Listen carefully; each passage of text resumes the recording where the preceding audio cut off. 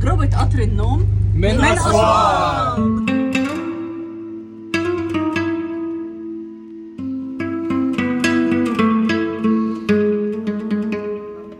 تعالى احنا جولة في تجربة قطارات النوم في مصر، واحنا هنا في أسوان، وتعالى بقى ناخد جولة في القطر لحد القاهرة.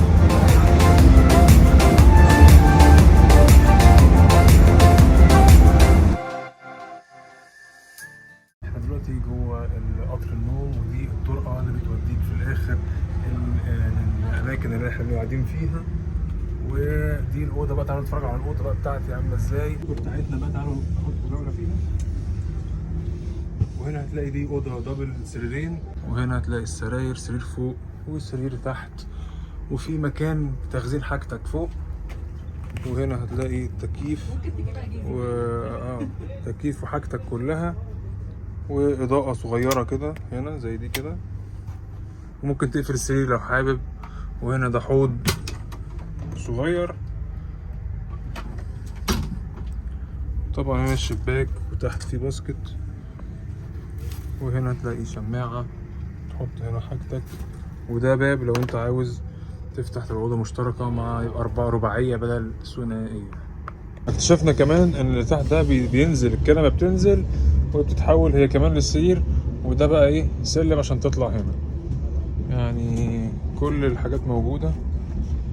شكل التذكرة بقى، وده الموقع اللي بتحجز منه غير الموقع المختلف اللي بتحجز منه القطارات العادية. ودي شكل ايه التذكرة بقى بتاعتها. وده الموقع بتاع شركة القطارات، وتقدر تدخل وتكتب احجز الآن وتحدد تذكرتك، تبقى مثلا من القاهرة إلى أسوان، وتحدد التاريخ. على سبيل المثال هنخليها يوم الجمعة، وهنا تختار النوع، عايز سرير ولا VIP ولا كرسي. لو اخترنا السرير، وهنا الجنسية عربي أو مصري، ونوع المقعد نوع أجنبي ولا مصري برضه الجنسية. بعد كده نوع المقعد. بعد كده هنا هتلاقي بقى كتب لك الأسعار.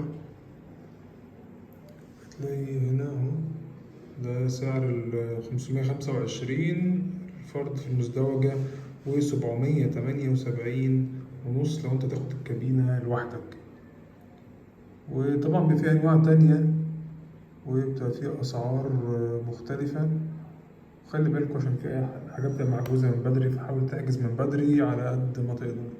يعني هنا في 10 مقاعد، هنا 15 بس، فمفيش أماكن كتير. مكتوب عليه إن هو سرير، تكتب احجز الآن، بيطلع لك القواعد والشروط إنك موافق. وبعد كده تدخل بقى تسجل، تعمل حساب جديد وتسجل بياناتك. وما تنساش لازم يكون معاك البطاقة وانت في القطر، عشان هو بيراجعوا على البيانات بتاعتك. فاجأة والله، الوجبة دي فاجأتني. خلتني ارضى عن عن التجربة. واكتشفنا ان في عشاء في قطر النوم بقى، والعشاء بقى تعالى بقى اوري لك رز وبطاطس وربع فرخة، ودي غالبا بسبوسة، وبقى عيش وطحينة. فده ضمن بقى ايه سعر التذكرة اللي هو تقريبا في حدود 500 جنيه. وتعالوا نشوف. والاكل كان طعمه حلو جدا. وبعد كده قلت بقى اطلع الكافيتيريا استكشفها واشوف نشرب حاجه نقعد فيها شويه ونضيع وقت، وتدخين ممنوع في القطر ما عدا الكافيتيريا. وتعالوا بقى اقول لكم ايه اللي حصل. يا جماعه في القطر هنا تحس في الاوضه دي ان احنا رجعنا لسنه 1980. بصوا اسمعوا كده، بصوا بقى يا جماعه الاوضه اللي ديت كلها تحسها رجعنا بالثمانينات. وهنا هتلاقي الخشب والشكل الستاره والديكور كله بتاع البني دوت، تحسه بتاع حلاق. بس هو حلو والله، يعني انا بحب تحسها حاجه كده ايه، العوده بالموسيقى، العوده بالزمن، بآلة الزمن. زمان كان ضايعين. الله قعدة وناسة 8 hours later. واحلى حاجه دخلنا ننام وصحينا لقينا نفسنا قربنا نوصل. وده احسن حاجه في قطر النوم اللي بيضيع وقت كبير جدا، افضل بكتير جدا من انت تقعد على كرسي ثابت لمده 12 ساعه او اكتر. وده بيكون الفيو بتاعك وشكل ارض زراعيه وشكل نخل وشكلها حلو جدا وانت بتتفرج على الشروق. ولقيناهم صحونا الصبح في القطر عشان ناخد الفطار. فطار جابون. الفطار الفطار بقى هنا ايه، مربى وجبنة نستو وجبنة بيضة وعصير فرنسو كيك، بس كده. دي بقى ايه الأجواء في الأوضة. أنا قاعد في الدور اللي فوق. ايه رأيك في تجربة قطر النوم يا باشا؟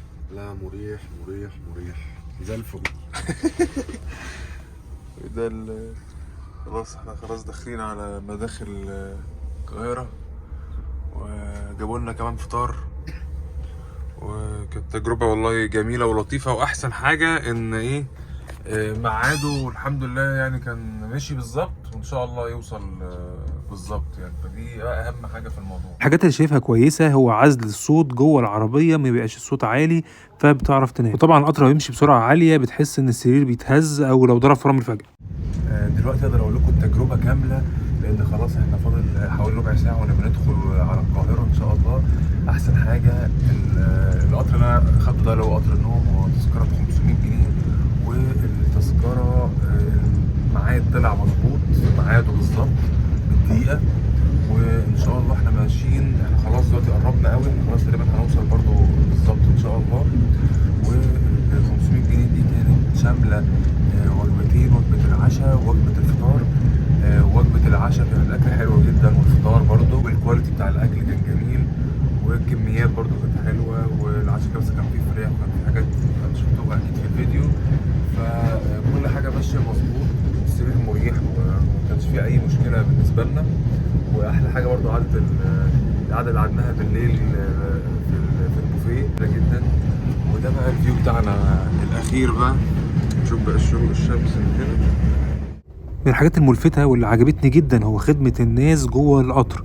من أول ما بتركب القطر وكل الناس كانت المعاملة كانت كويسة جدا، وكانوا متعاونين، وبيصحيك الصبح يديلك الفطار ويعرفك إن فاضل قد إيه على القطر ما يوصل. تجربة جميلة وأحب أكررها تاني، يعني تجربة أول مرة أعملها في حياتي، وكانت حلوة جدا وما كانش فيها أي مشاكل الحمد لله.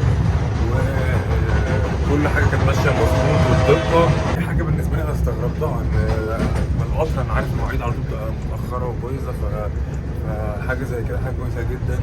والقطر كان ماشي بسرعة كبيرة وفي المناطق دي لوحدها مفاجأة.